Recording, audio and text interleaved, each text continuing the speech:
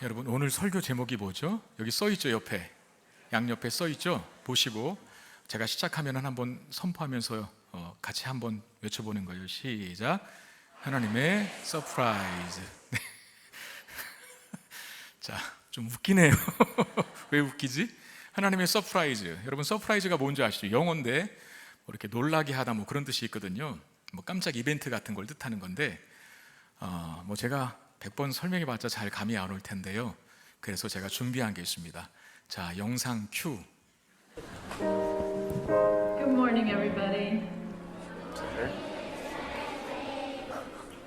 We're going to start with 5th grade today, okay? The first one up, Jason Cherry.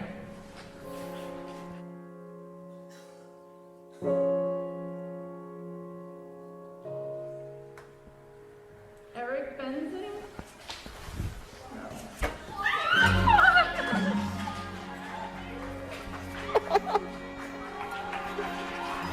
Hello.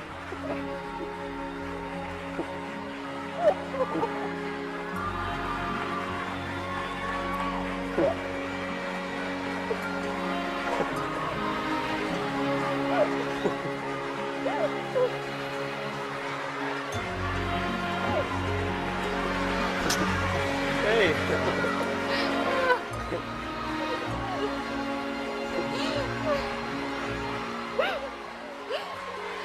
I miss you.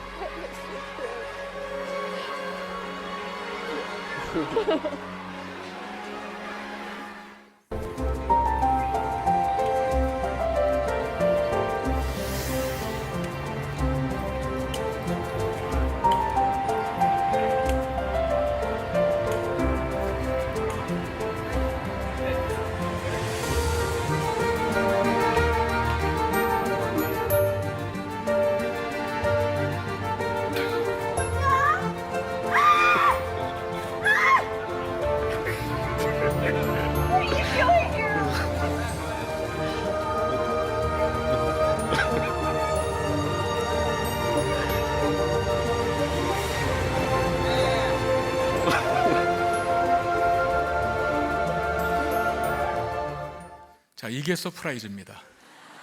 확 들어오셨죠? 서프라이즈가 뭔지. 예. 근데 저렇게 하는 이유가 있어요. 그러니까 아까 두 번째 영상에 보면 이제 한 달 뒤에 그 친구가 오기로 돼 있는데 한 달 먼저 나와서 엄마가 일하는 장소에 딱 와서 딱 나타났잖아요. 기쁨이 배가 되는 거죠. 감격이 막 솟아나오고. 저는 저 영상 오래전에도 봤었었는데 볼 때마다 이렇게 눈시울이, 아직 아들 군대도 안 보냈는데도 그렇게 눈시울이 적셔지네요. 여기 군대에 보낸 아드님을 두고 계신 분들은 참 그렇죠. 예, 눈가가 아마 촉촉히 적셔졌을 거예요. 근데 한 가지 요게 티가 있습니다. 왜 한국군은 없고 미군들만 있느냐? 그럴 수밖에 없었던 이유가 있습니다. 사실 한국군 영상도 몇 개 있었는데 보니까 감동적이지가 않아요. 왜냐하면 그 우리나라 사람들은 그 우리나라의 어떤 그 정서 때문에 저렇게 만약에 저희 엄마 같으면 제가 만약에 저런 서프세를 했다 그러면 너 벌써 왜 왔니? 너 뭐야? 그러고 끝났을 것 같아. 그래 잘 왔다. 그리고 끝났을 것 같은데 또 우리 저기 보세요. 막 그 외국 엄마들은 저 미국 엄마인데 미국 엄마들은 막 아들 뽀뽀도 하잖아요. 우리 뽀뽀했다가 난리 나죠. 저런 아들에게 다 큰 아들한테 어떻게 뽀뽀를 합니까? 그리고 아까 그 청소 일을 하시는 아주머니 그 엄마 막 그냥 악 하고 그냥 소리를 지르나요. 우리 부모님들은 안 그러셔요. 그런 영상이 없어요. 이 한국군들은. 그래서 불가피하게 미국 군인을 선택할 수밖에 없었다라는 말씀을 드립니다. 자, 서프라이즈, 어떻게 보면 깜짝 이벤트 같은 건데 참 힘이 되고 또 막 그 에너지가 두 배로 솟고 하는. 근데 하나님께서 오늘 바울에게 하신 일이 그렇다는 거예요. 하나님의 서프라이즈, 바울을 어떻게 깜짝 놀래키셨는지, 바울을 어떻게 기쁨의 에너지가 두 배가 되게 만드셨는지 하는 내용들이 오늘 본문에 아주 가득합니다. 자, 바울이 아덴을 떠나서 80km 떨어진 고린도로 갑니다. 자, 지도를 한번 보여주시면 우리가 자주 본 지도 아닙니까? 자, 유럽의 첫 성 빌립보에 먼저 도착했었죠. 그리고 빌립보에서 복음 전하다가 감옥에 갇히고 매도 맞고, 그리고 간 곳이 어디요? 두 번째가 데살로니가에서도 복음을 전했죠. 근데 이제 환란과 핍박이 강력하게 불어서 베레아로 소위 피신을 합니다. 그 밑에 베레아에서는 정말 많은 사람들이 예수 믿고 많이 돌아왔는데 문제가 생겼어요. 그 데살로니가에서 바울을 핍박했던 유대인들이 따라온 거예요. 잡으려고. 그래서 베레아에서도 급박하게 이 베레아의 고인들이 다 피신을 해서 피신시켜줘서 배 타고 아덴까지 가지 않습니까? 그 밑에 쭉. 그래서 우리 지난주에 이제 아덴에서 바울의 사역을 봤었습니다. 그런 다음에 오늘 본문은 이제 고린도로 간 거예요. 그 아테네에서 고린도까지가 한 80km 정도, 배 타면 하루 정도면 갈 수 있는 거리인데 걸어서는 한 3일 정도 걸린다 그래요.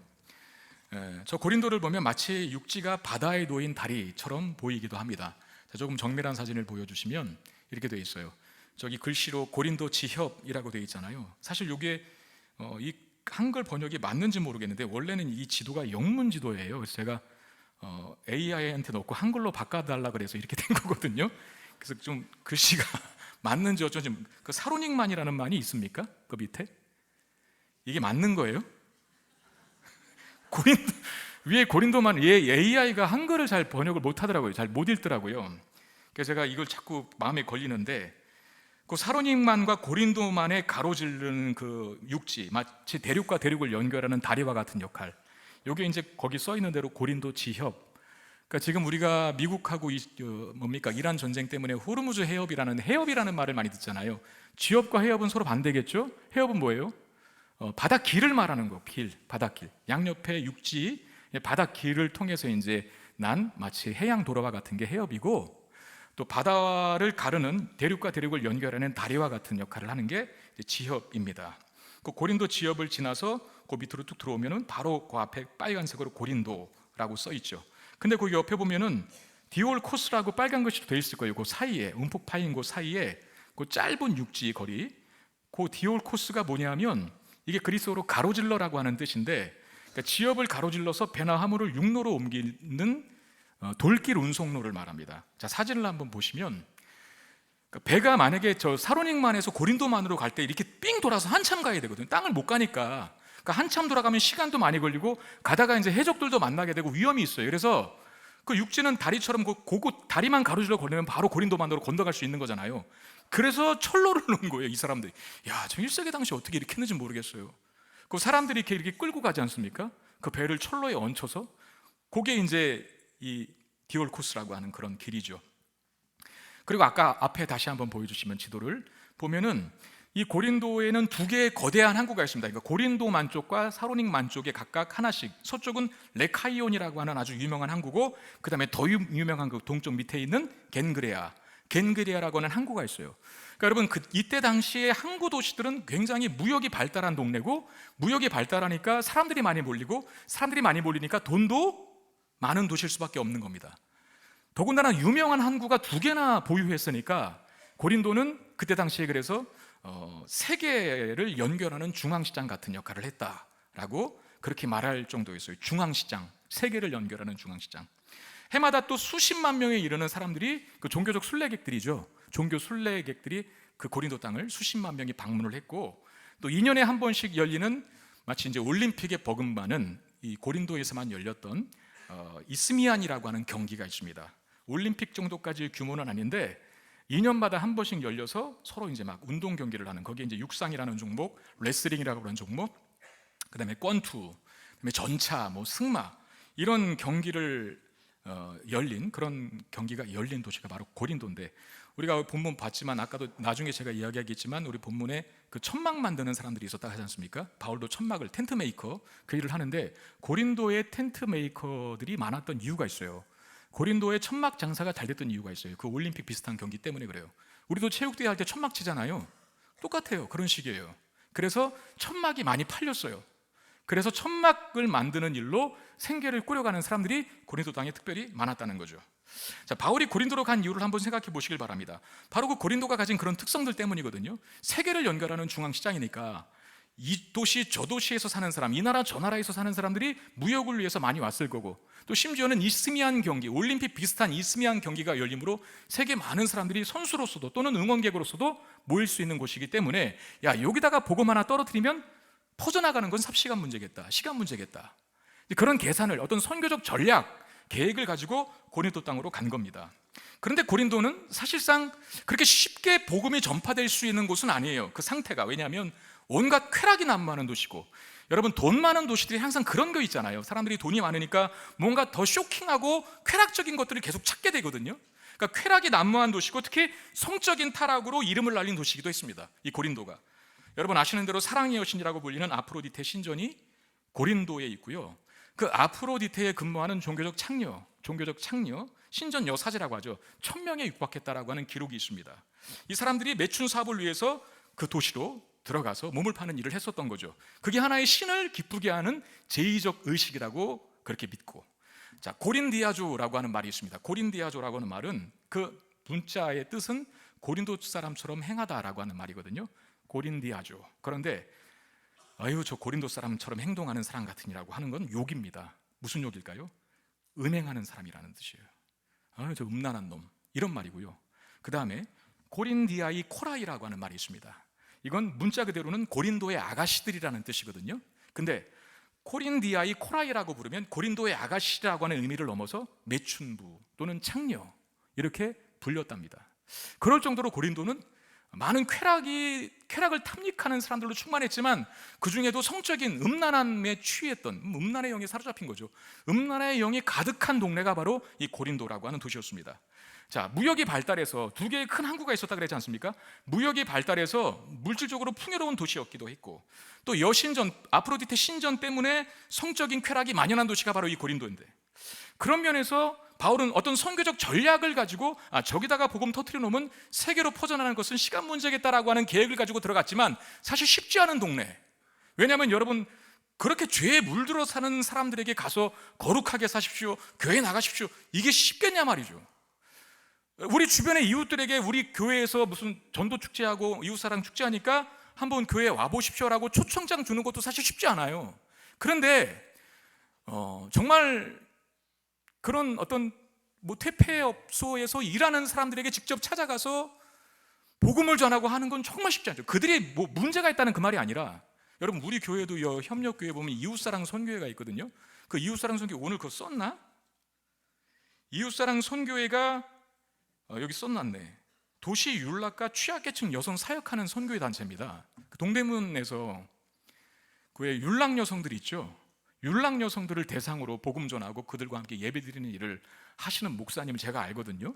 그래서 그분이 오래전에 이 선교회를 발족하셔서 그들을 이제 돕고 그들에게 복음을 전하는 일을 하고 있는데, 여러분 그건 정말 아무나 할 수 있는 일은 아닌 것 같아요. 또 율락가에서 근무하는 여성들에게 복음 전해서 그들과 함께 예배드린다 라는 게 참 쉽지 않다는 거죠. 마찬가지 아니겠습니까? 고린도라고 하는 도시 자체가 그런 음란의 영에 묶여있고 성적인 타락이 만연한 도시인데 거기다가 복음 전한다? 라고 하는 것은 결코 쉬운 일은 아니었을 겁니다. 자, 이전에 바울이 아데네에서 복음 전했지 않습니까? 아테네에서. 그 땅에서 뭘 보고 격분했죠? 우상이 너무나 가득한 걸 보고 바울이 격분했잖아요. 그래서 복음을 전했는데 이 사람들이 잘 못 알아듣겠으니까 바울을 아레오바고 법정에다가 세우면서 네가 전한 복음을 내가 한번 제대로 듣고 싶다, 우리가 한번 다시 전해봐라고 복음을 전했습니다. 여러분 사도행전에서 바울의 설교가 몇 번 기록이 되어 있는데, 바울의 설교는 대부분 법정에서 자기가 이제 죄수의 신분으로 변론하는 차원에서 하는 설교 내용이 대부분이거든요. 그리고 그 이야기를 할 때는 꼭 항상 자기가 그 다메섹 도상에서 예수님 만났던 간증을 섞어서 설교를 합니다. 복음을 전합니다. 그런데 아레오바고 법정에서 아데네 철학자들을 대상으로 했던 설교에 대해서는 그런 간증이라든지 구약 성경을 근거로 얘기하지 않아요. 바울이 도시마다 갈 때 제일 먼저 들려서 복음을 전했던 곳이 회당이잖아요.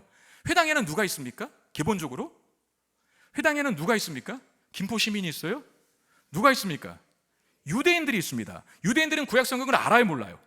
알잖아요. 구약 성경을 아니까 구약 성경을 설명하면서 예수를 증거하거든요. 근데 아테네 사람들은 이방인들입니다. 그러니까 구약 성경 자체의 개념이 없고 여호와 하나님을 모르는 사람들이에요. 그러다 보니까 우리가 지난주 그 바울의 설교를 길게 봤는데, 창조주 하나님부터 시작해서 만물이 기동할 수 있는 것은 그분이 능력 주시고 은혜 주시고 우리의 모든 필요를 채워주셔도 되는 거다. 그 신을 먹여 살리는 게 진짜 신이겠냐? 신이 우리에게 공급해줘야 진짜 신이지 라고 하면서 그런 논리로 아주 장문의 설교를, 그리고 누가가 다 기록했잖아요. 제가 볼 때 그건 100점짜리 설교예요. 불신자들에게, 이방인들에게, 성경에 대한 개념이 없는 사람들에게 설교한 복음 증거로서는 그거 100점이에요. 그런데 어떤 결과가 나타나냐면 성과가 별로 없어요. 그 얘기를, 바울의 설교를 다 듣고 나서 아테네 사람들이, 아테네 철학자들이 뭐라 그랬냐면 조롱했어요. 특히 부활 같은 얘기를 할 때에는 그 사람들은 헬라 철학의 영향을 받아서 그 육체의 부활이라는 사실을 굉장히 믿지 않았거든요. 그러다 보니까 바울이 전한 복음에 대해서 아주 폄하하고 비웃었어요. 그리고 몇몇 사람들은 너 정신 차리고 다시 준비해서 다시 와, 다시 들어볼게 라고 보냅니다. 그러니까 그렇게 잘 준비된 설교를 들었음에도 불구하고 거두어진 열매는 별로 없는, 물론 거기 돌아온 사람도 있긴 있었어요. 그 아레오바고 법정에 관리한 사람하고 나말이라고 하는 여성, 오늘 보면 바로 전문맥에 그 내용이 있지 않습니까? 그런데 아덴에서의 사역에서 많은 열매를 결실하지는 못했어요.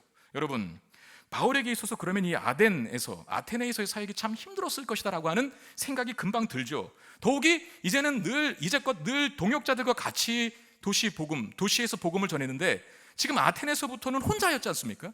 혼자 사역을 했는데 결과도 별로 그렇게 많은 열매가 없었어. 그러니 더 힘들었을 것임에 분명합니다. 근데 사실 바울이 힘들었던 것이 아덴에서만은 아니겠죠. 유럽 땅으로 하나님이 가라고 해서 건너와서 빌립보 그리고 데살로니가 베레아를 지났는데, 여러분 보세요, 평탄한 데가 있었나? 빌립보에서 매 맞고 감옥에 갔었죠. 그리고 쫓겨나서 데살로니가로 옮깁니다. 데살로니가에서 아주 극렬 유대인에게 또 죽을 뻔해서 도망쳐서 베레아로 갔죠. 베레아에서는 많은 사람들이 믿는 것처럼 보였지만 그 데살로니가에 있던 유대인들이 죽이겠다고 베레아까지 쫓아왔어요. 그래서 배 타고 소위 야반도주 하는 거예요. 배 타고 도망갑니다. 어디까지? 아데네까지. 바울도 사람이지 않습니까? 그런 힘든 일들이 계속 그 마음에 쌓일 때 그 멘탈이 제대로 기능할까요? 그 성한 정신을 가질 수 있겠나요? 우리는 누가 자신을 비난하는 것도, 제가 언젠가도 얘기했지만 직접 들은 것도 아니라 간접적으로 들은 것도 너무나 기분 나빠하고 뭐가 하나 뱃속에 얹힌 것 같은, 속에 얹힌 것 같은 기분이 드는데, 아무 죄 없는 바울을 죽이겠다고 따라 나서는 사람들이 계속 도시마다 쫓아온다면 그거 어떻게 맨정신으로 삽니까? 그런 경험이 제가 볼 때는 계속 누적되는 거죠. 마음에, 심리적인 문제로. 그 우리나라에 이제 지금은 조금 덜 하신 것 같아요. 하도 이제 상담 전문가들이 많이 나오다 보니까 우리나라에. 한때는 정말 많이 인기를 끌었던 선풍적인 그 김창옥 씨, 지금도 활동을 하시잖아요. 그 김창옥 씨, 소통 전문가라고 하는데, 이분이 자신이 진행하는 프로에서 그런 말을 했던 기억이 납니다. 방사능을 많이 받으면 이상 신호가 온다고. 무슨 말일까요? 누구의 이야기를 듣고 그분이 했던 얘기거든요. 누구 얘기냐면 어떤 한 남성이었는데 학교에서 근무를 하는 선생님이었나 봅니다. 근데 자기가 학교폭력위원회를 맡은 거예요. 학교폭력위원회를 맡은 교사 선생님이 따로 이제 담임을 맡거나 아니면 뭐 그 수업 업무를 하는지는 모르겠지만, 요새는 다 학교에도 이제 어떤 법이 막 법으로 다 해버려 갖고 뭐 이렇게 72비가 굉장히 많다는 걸로 제가 알고 있거든요. 우리 교회도 학교 선생님들이 몇 분 계신데 학폭위를 맡은 분들은 정말 너무 힘들어하세요. 왜냐하면 계속 안 좋은 얘기를 들어야 되고 하소연들을 다 받아줘야 되고, 그리고 정말 때로는 사람들이 왜 저럴까 이런 생각 들지 않겠어요?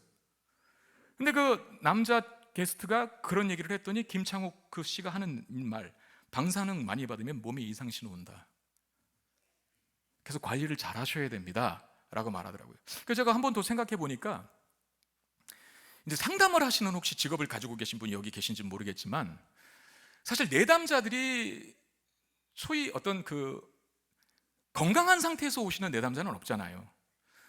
어떻게 보면 마음의 병을 앓고 오시는 분들이 태반이지 않습니까? 그리고 상담사는 어떤 의사와는 조금 다르게, 의사는 딱 듣고 바로 처방해 주면 되는데, 진료해 주고 딱 금방 데이터가 떨어지잖아요. 근데 그 상담사들은 계속 얘기를 들어줘야 되잖아요. 그래서 제가 알기로 이제 많이 좀 들어줘야 하는 의사 중에 한 분이 신경정신과 의사들인 걸로 아는데, 그분들은 한 사람 진료할 때 걸리는 시간이 상당합니다. 왜냐하면 얘기를 계속 들어줘야 되니까. 근데 그 병원이나 그 상담소까지 찾아온 내담자들이 하는 얘기가 밝고 경쾌한 얘기는 분명 아닐 거란 말이죠. 여기까지 맞죠? 제 말이 맞죠?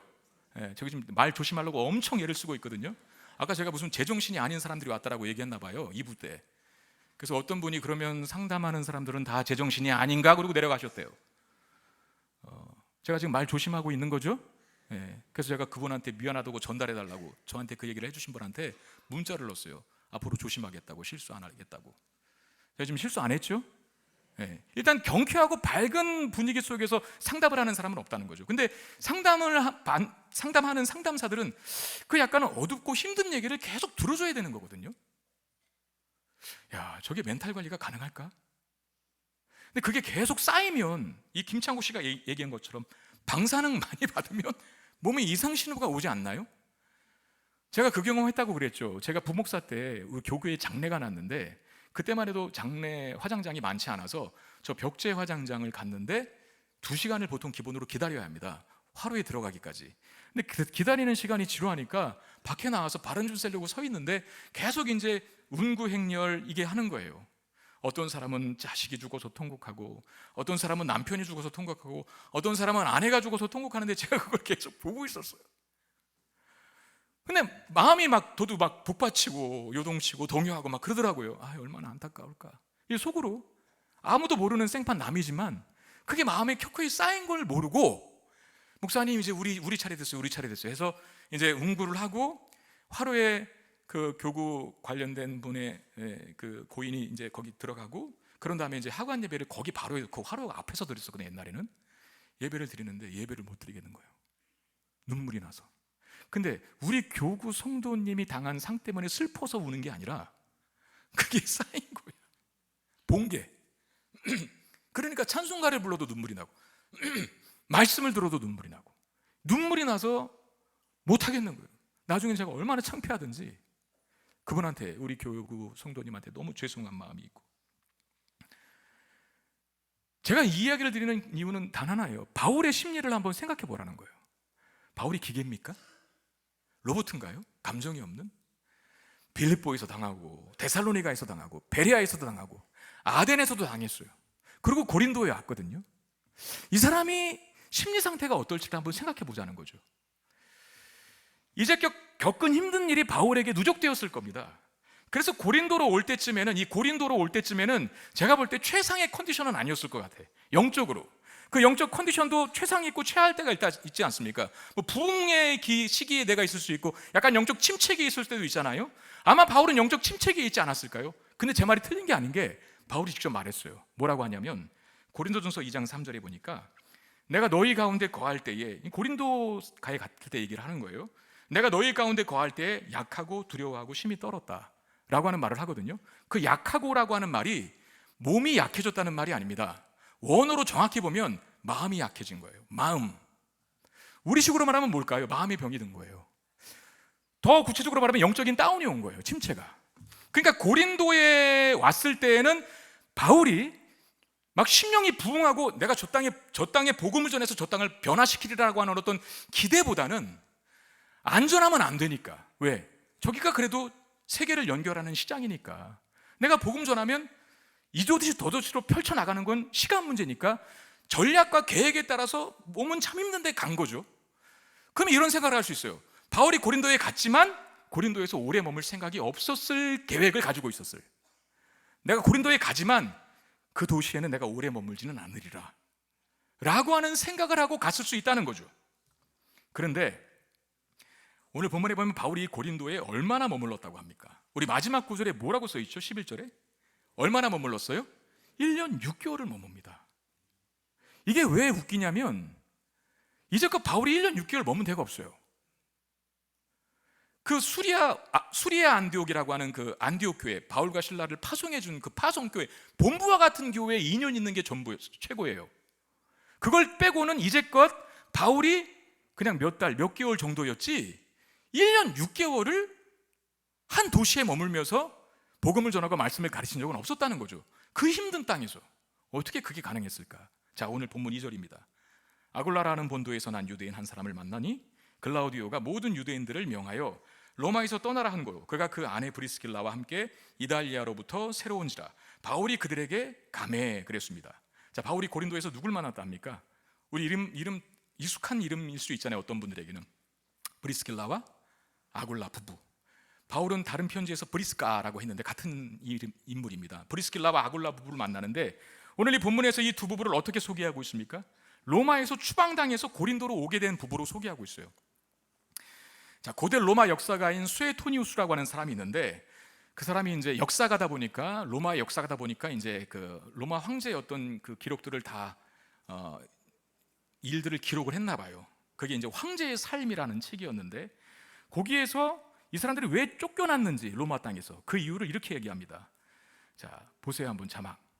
로마에 있는 유대인들이 크레스투스의 선동을 받아 계속해서 소동을 일으키고 있으므로 그는 누구겠어요?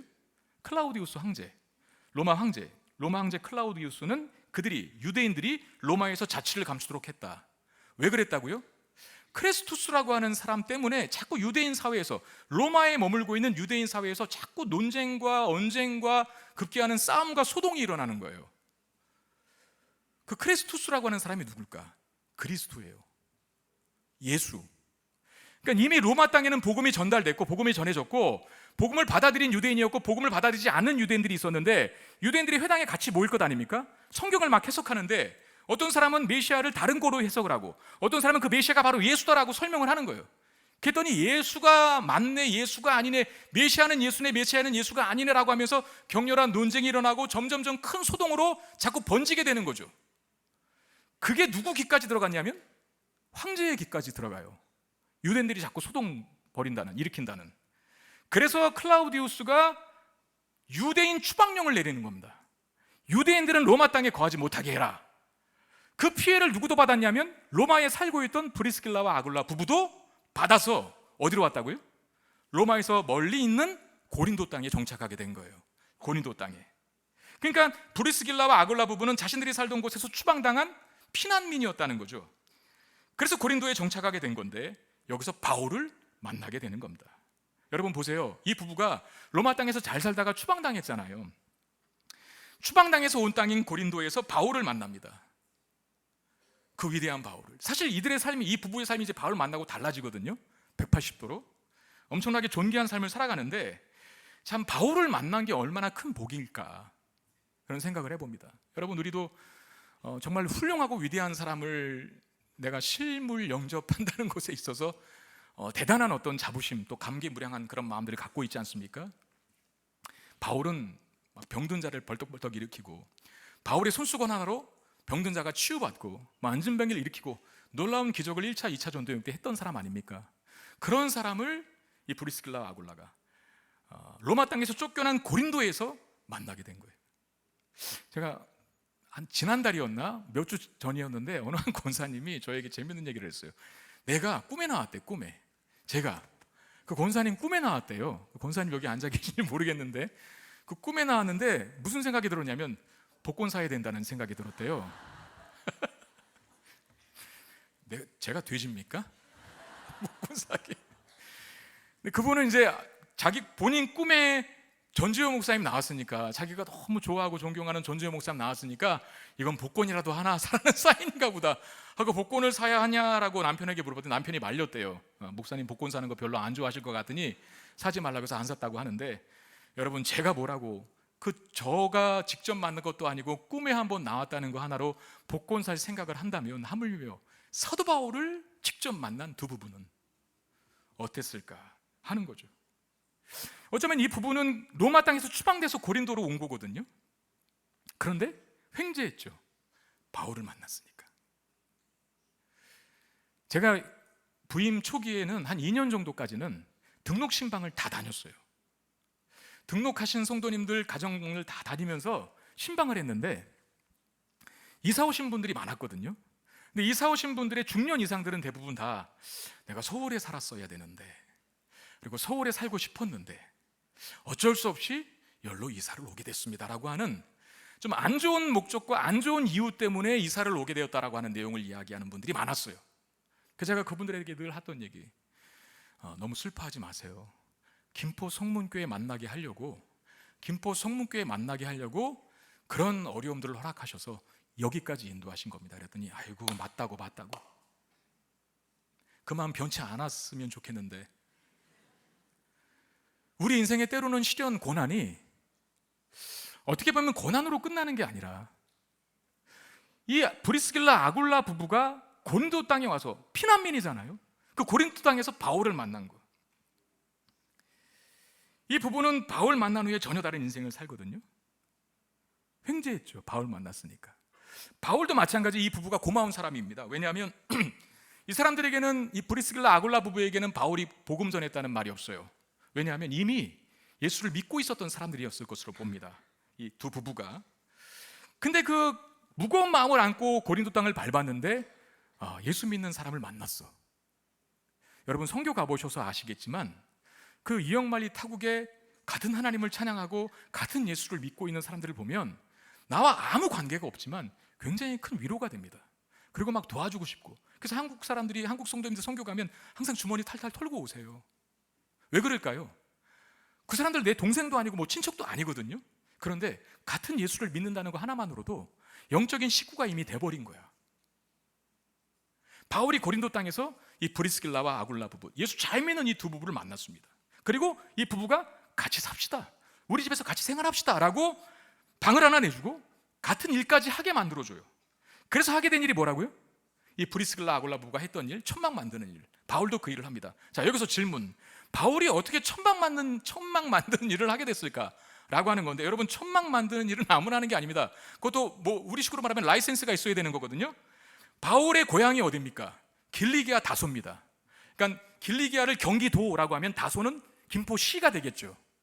근데 그 길리기아라고 하는 이 지방의 특산물 중에 하나가 염소털이거든요. 그 염소털로 만든 직물이 유명했답니다. 그 직물로 커튼도 만들고 외투도 만들고 했대요.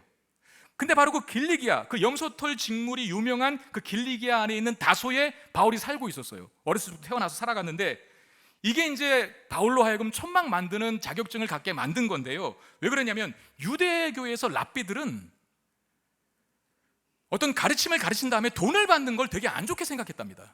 그러니까 예를 들어서 강사가 와서 강의하고 난 다음에 강사 사례를 주잖아요.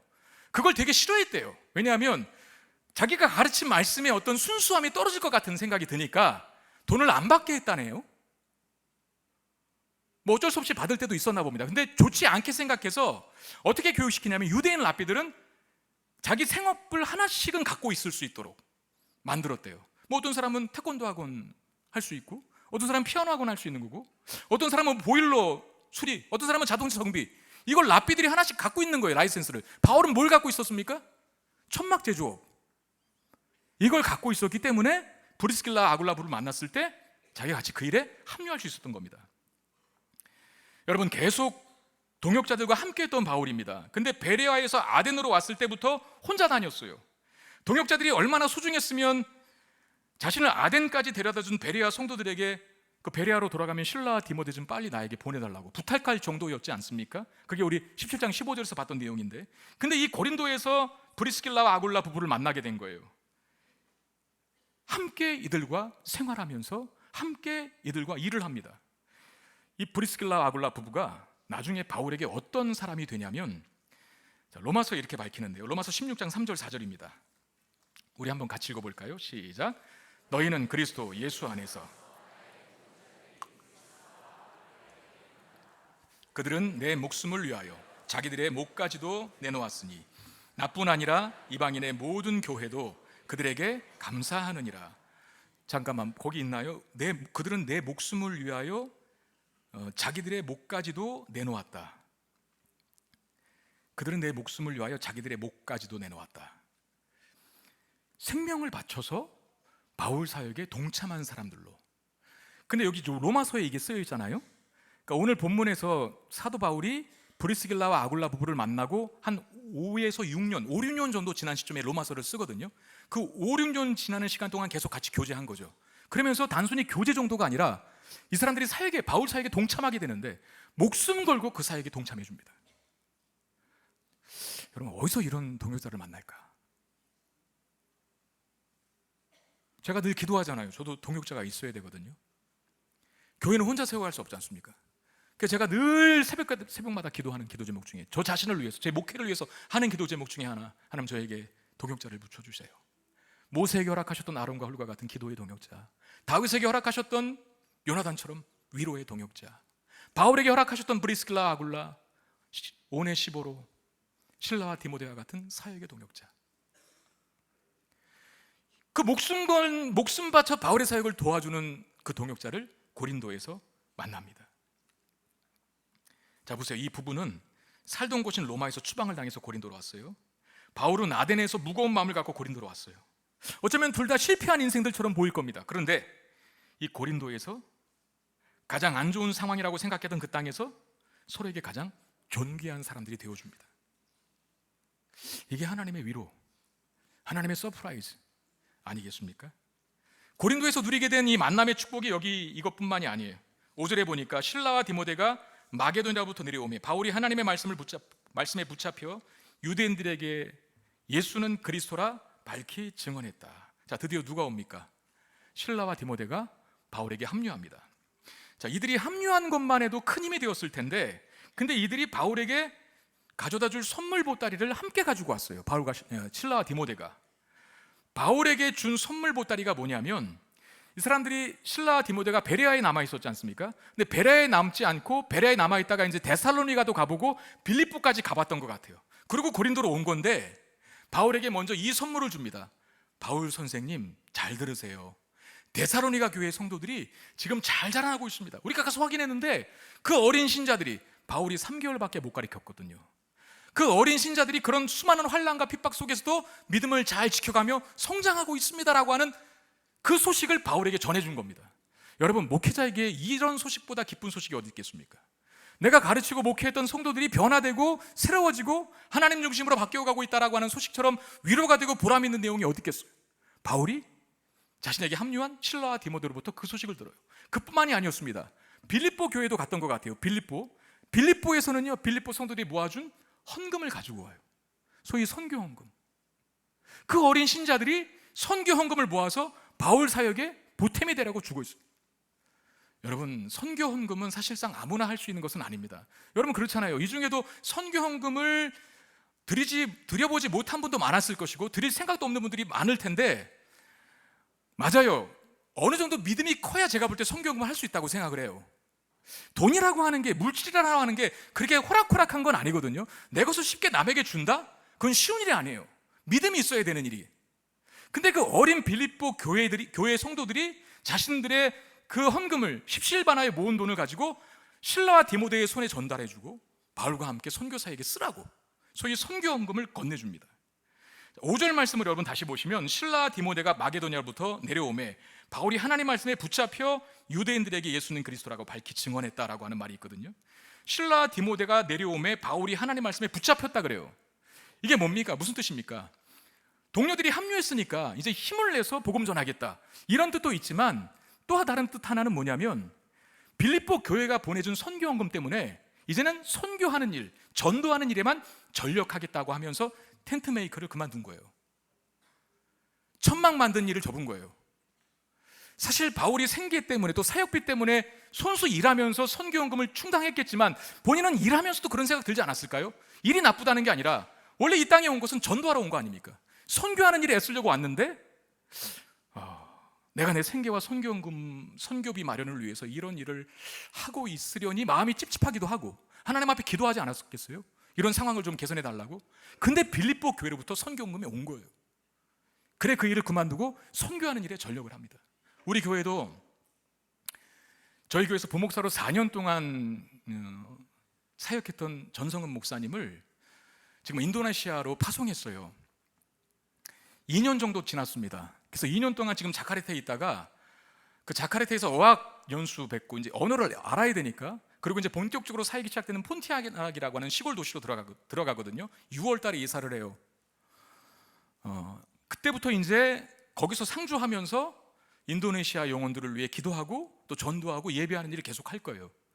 그분이 그 일에만 전념할 수 있도록 우리 교회가 그분의 생활비를 보태줍니다. 보태주는 게 아니라 지원해주죠. 거의 다 대주죠. 그리고 사역에 필요한 뭔가를 요구하면 그 사역비까지도 저희들이 다 대줍니다. 그렇게 하는 이유가 뭘까요? 복음 전하는 일에 전념하라고, 말씀 전하고 영혼들을 구원하는 일에 전념하라고. 지금 바울이 빌립보 교회로부터 온 선교헌금을 받아서 이제 그 일에 전심전력하게 되었다라고 하는 말이 신라와 디모데가 마게도냐로부터 내려오매 바울이 하나님 말씀에 붙잡혔다라고 하는 말의 뜻입니다. 자 보세요. 고린도 땅에서 정말 너무 소중한 사람들을 만나요. 브리스길라 아굴라 부부를 만나고 신라와 디모데와 제외합니다. 신라와 디모데는 그냥 온 게 아니라 선물 보따리를 하나를 안겨서 바울에게 전해줍니다. 데살로니가 교회 성도들이, 빌립보 교회 성도들이 이렇게 잘 자라납니다.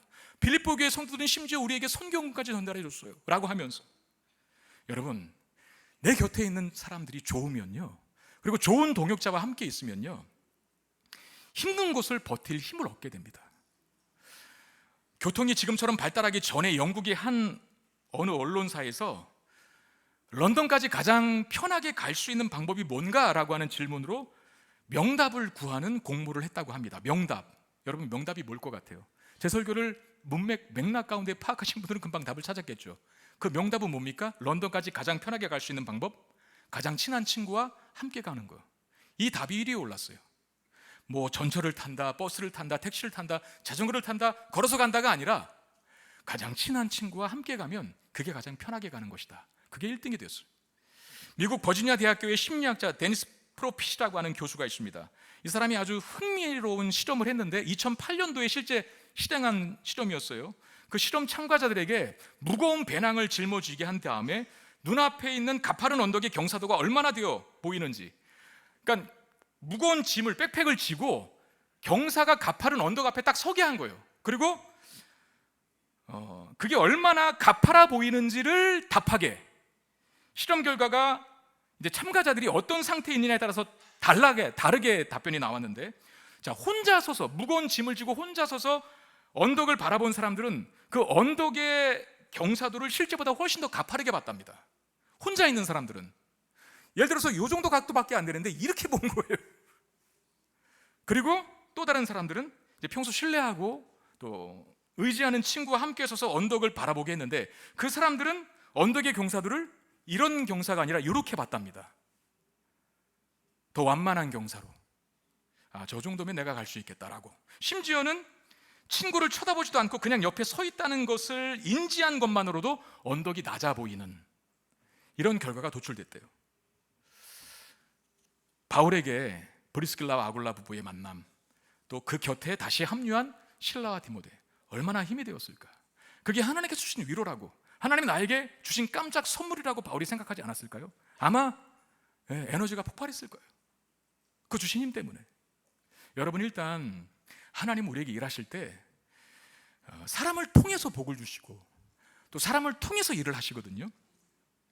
함께하면 좋은 사람들이 되어주시기를 부탁드리겠습니다. 서로 부담스러운 존재가 되지 마셔야 돼요.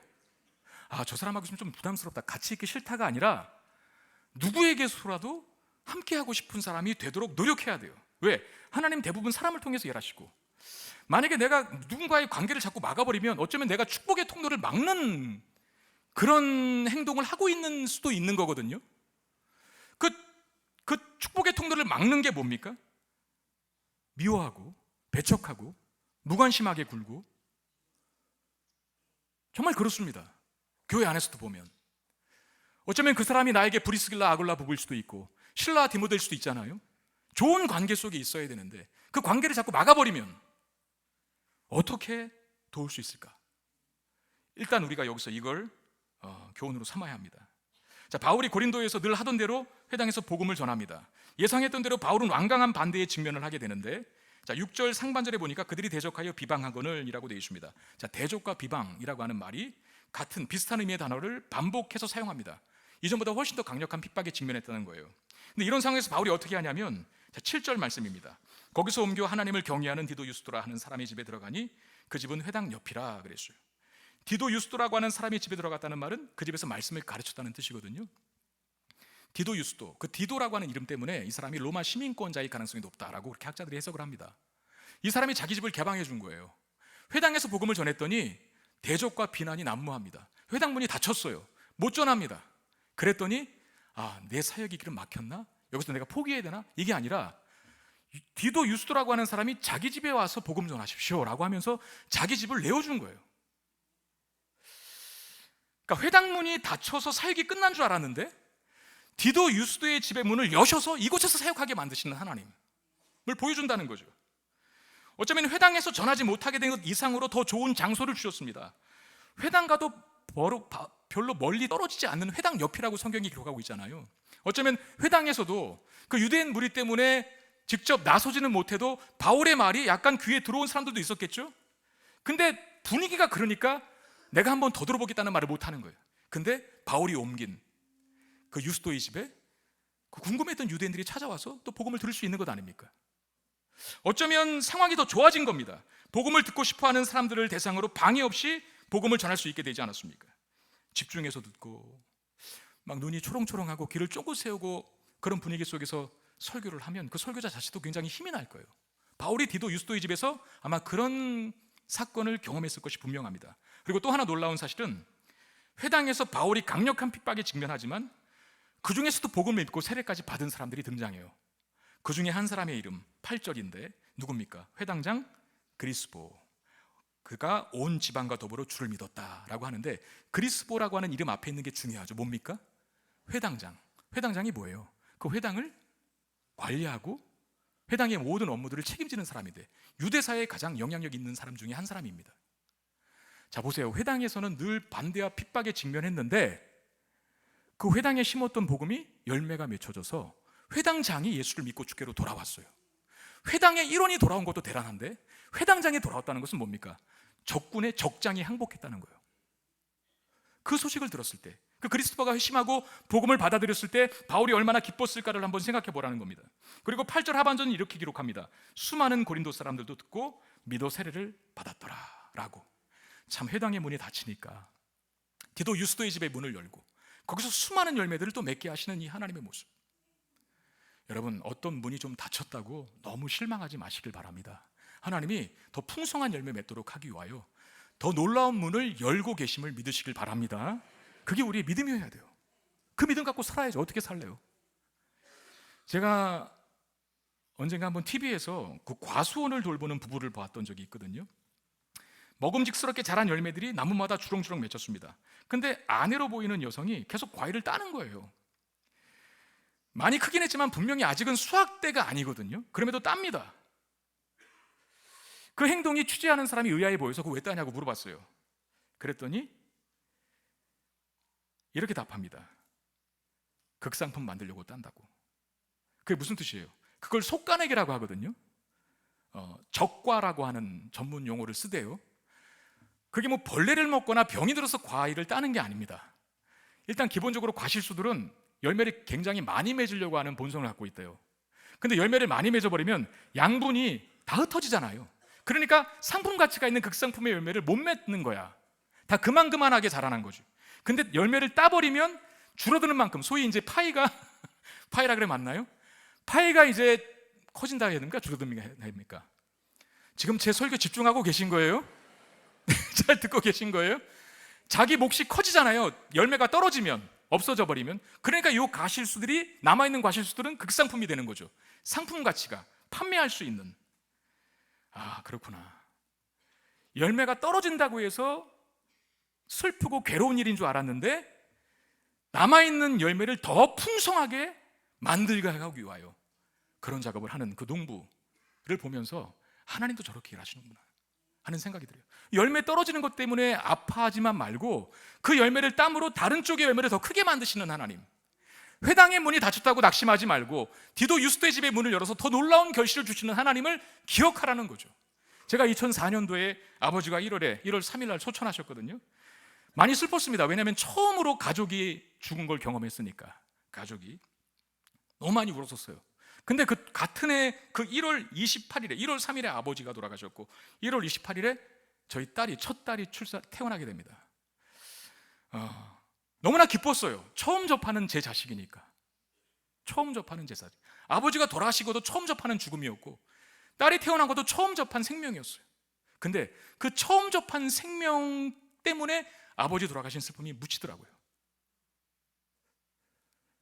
하나님이 이렇게 하시는구나. 죽음 때문에 많이 슬펐는데 그 슬픔을 상쇄시킬 만할 더 큰 기쁨을 주심으로 그 기쁨을 배가 되게 만드시는 하나님. 여러분 닫힌 곳이 있으면 열리는 곳이 있습니다. 적이 있으면 친구도 있습니다. 고난이 있으면 피할 길도 있습니다. 아멘 할 때까지 계속 할 거예요. 아픔이 있으면 위로도 있습니다.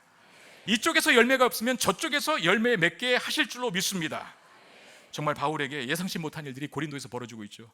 평생 목숨 바쳐 헌신하는 브리스길라 아굴라 부부를 만나게 되고 실라와 디모데가 고린도에서 합류하고, 뿐만 아니라 빌립보나 그리고 데살로니가의 성도들의 성장 소식을 전해주고 있고, 디도 유스도라고 하는 사람은 자기 집을 내어주고 있고, 회당장 그리스보가 예수를 믿고 주께로 돌아오고, 적장이 항복하는 일들이 벌어지고, 얼마나 신바람 나는 사역입니까?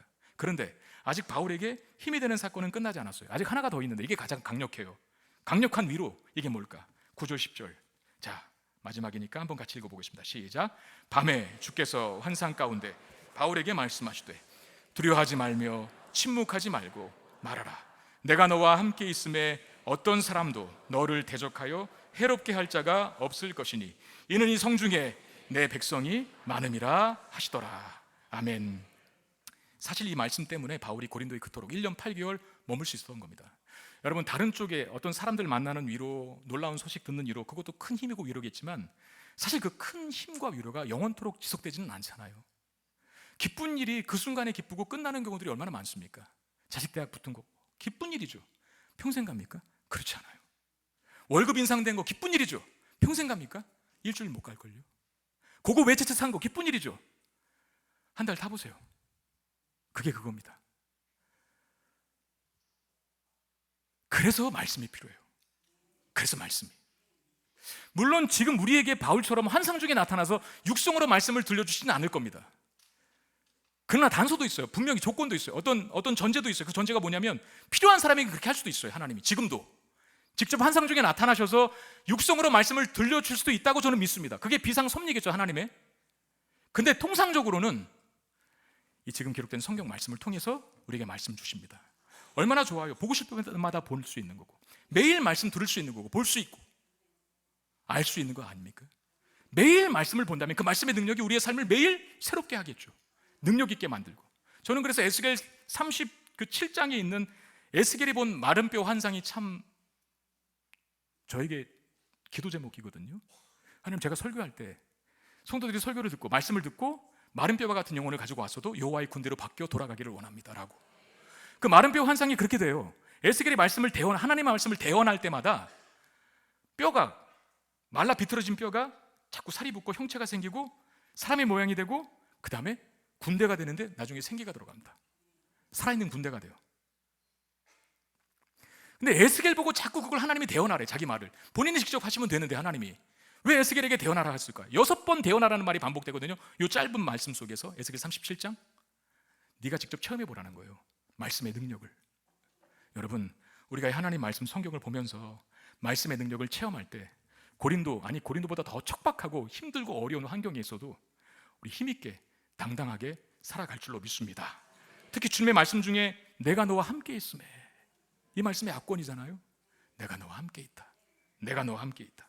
우리에게도 하시는 말씀입니다. 그러니까 도망치지 말고 떠나지 말고 맞서십시오. 견디고 인내하십시오. 많은 열매 거두게 될 날 올 것으로 믿습니다.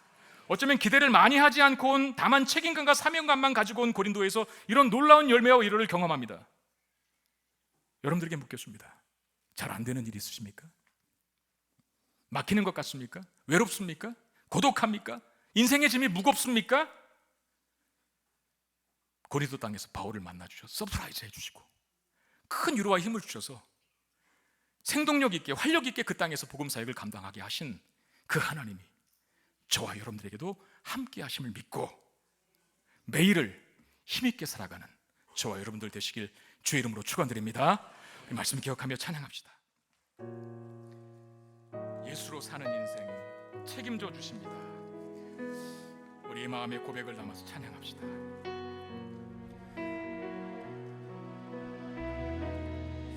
내 이름 불러주시고 내 삶의 주인 되시는 내 맘의 노래 되시는 그는 그신 나의 예수님. 내 안의 모든 염려는 내 안의 모든 염려는 절실한 기도 되리라. 답답한 현실 속에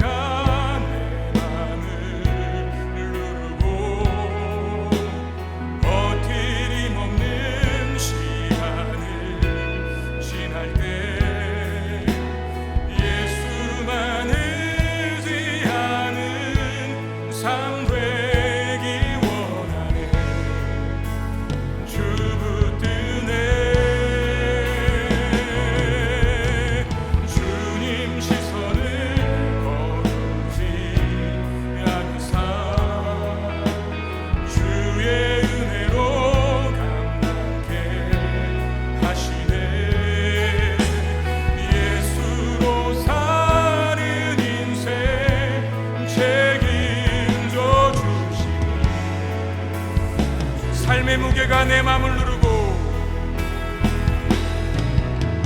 삶의 무게가 내 맘을 누르고 버티림 없는 시간을 지날 때 예수만 의지하는 삶 되기 원하네. 주 붙드네. 주님 시선을 거두지 않으사 주의 은혜로 감각해 하시네. 예수로 사는 인생 책임져 주시니. 다시 한번 찬양합시다. 삶의 무게가 내 맘을 누르고 삶의 무게가 내 맘을 누르고 버티림 없는 시간을 지날 때 예수만 의지하는 삶 되기 원하네. 아멘. 예수만 의지하는 삶 되기 원하네. 주 붙드네. 주님 시선을 거두지 않으사 주의 은혜로 감각해 하시네. 예수로 사는 인생 책임져 주시니 주께 맡기네. 우리 기도할 때 1분만 기도하겠습니다. 하나님, 나의 인생에도 서프라이즈의 하나님으로 나타나 주십시오. 많이 힘이 든데, 막힌 것 같은데, 답답한데 하나님께서 깜짝 놀랄 만한 기적과 은사와 은혜를 주셔서 바울처럼 다시 힘을 얻어서 믿음의 길 정진할 수 있도록 해주십시오라고 우리 이 마음으로 같이 기도하는 시간 갖겠습니다. 기도하겠습니다. 하나님, 은혜와 사랑을 감사합니다. 우리의 삶에 우리가 혼자가 아니라 알게 하시고 이 말씀으로 기도로 우리의 삶에 역사하시고 간섭하시는 하나님을 볼 수 있는 눈이, 귀가 있게 하여 주시옵소서. 우리의 삶에 깜짝 놀라울 만한 일들을 행하실 하나님을 기대합니다. 소망 없어 보이고 하나님 좌절하고 포기하고 싶고 체념하고 싶은 환경 속에서도 여전히 우리 함께 하시고 일하시는 하나님 바라볼 수 있게 하여 주소서. 그 하나님 때문에 힘을 얻어서 믿음과 인생의 길을 넉넉히 갈 수 있도록 도와주시고 하나님께서 오라고 하시는 그 길을 비록 풍랑일지라도 우리를 걷는 기분 수용하는 인생으로 살아갈 수 있도록 역사하여 주소서. 말씀으로 힘이 되는 줄 믿습니다. 그 능력의 말씀 붙잡고 승리하자. 그 능력의 말씀이 우리를 크게 인도하시고 우리의 삶, 우리의 영혼을 세우는 말씀 되게 해 주시옵소서.